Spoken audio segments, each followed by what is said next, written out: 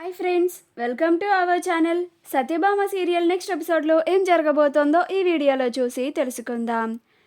తనని ఎవరో చంపడానికి ప్రయత్నిస్తున్నారన్న నిజాన్ని తెలుసుకున్న మహదేవయ్య అసలేం జరిగింది అని తెలుసుకోవడానికి ఈ వీడియోని స్కిప్ చేయకుండా ఎండ్ వరకు చూసేయండి.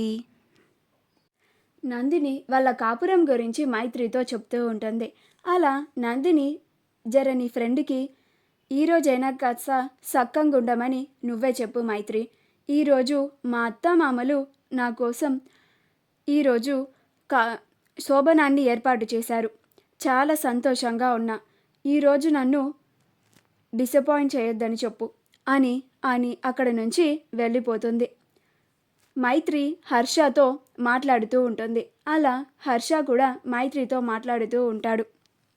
తనని ఎవరో అటాక్ చేయబోతున్నారన్న నిజాన్ని తెలుసుకున్న మహదేవయ్యకి ఎవరో అజ్ఞాత వ్యక్తి కాల్ చేసి ఇలా ఆ నరసింహారావు మిమ్మల్ని అటాక్ చేయడానికి ప్లాన్ చేస్తున్నాడు అని చెప్తాడు. అప్పుడు మహదేవయ్య పంపించనివ్వు, వచ్చిన వాళ్ళని వచ్చినట్లుగా వెళ్ళనీయకుండా ఇక్కడే బొందబెట్టి వాళ్ళని చంపి తిరిగి వాడి మనుషుల బాడీల్ని పార్సిల్ చేస్తాను అని మహదేవయ్య చాలా కోపంగా వాళ్ళ కోసం ఎదురు చూస్తూ ఉంటాడు.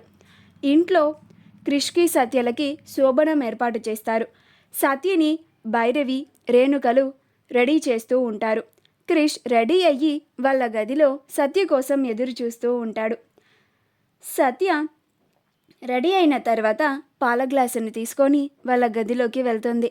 క్రిష్ సత్య ఎప్పుడొస్తుందా అని ఎదురు చూస్తూ ఉంటే సత్య కనిపిస్తుంది. అప్పుడు క్రిష్ కూడా తన డోర్ వరకు వెళ్ళి సత్యని దగ్గరుండి తీసుకొస్తాడు.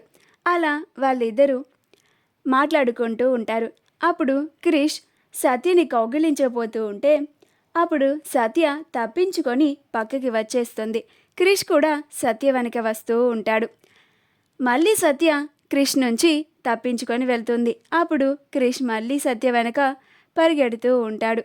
అలా ఇద్దరూ ఆనందంగా గడుపుతూ ఉంటారు.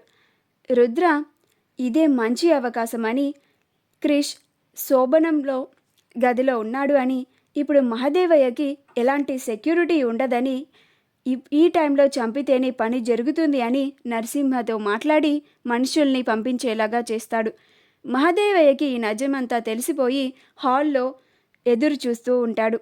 నరసింహ పంపిన మనుషులు మహదేవయ్యని చంపడానికి వాళ్ళ ఇంటికి వస్తారు.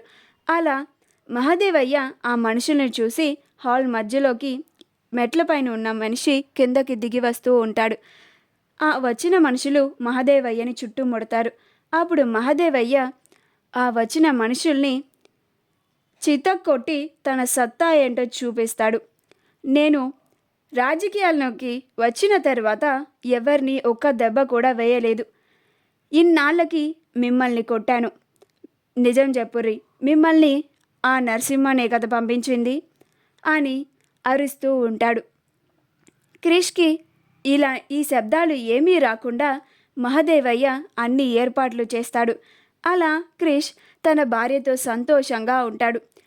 మహదేవయ్య ఎవ్వరికి డౌట్ రాకుండా సైలెంట్గా వాళ్ళందరినీ కుమ్మిపడేసి తిరిగి నరసింహ ఇంటికి పంపించేస్తాడు. ఆ మహదేవయ్య నరసింహకి కాల్ చేసి, ఏంటి నరసింహ, నన్ను చంపడం అంత తేలిక అనుకున్నావా?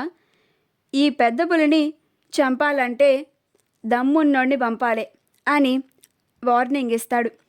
మా వీడియో కనుక మీకు నచ్చినట్లయితే లైక్ చేయండి, షేర్ చేయండి, మా ఛానల్ని సబ్స్క్రైబ్ చేసుకోండి. పక్కనే ఉన్న బెల్ ఐకాన్ని క్లిక్ చేయడం మాత్రం మర్చిపోకండి.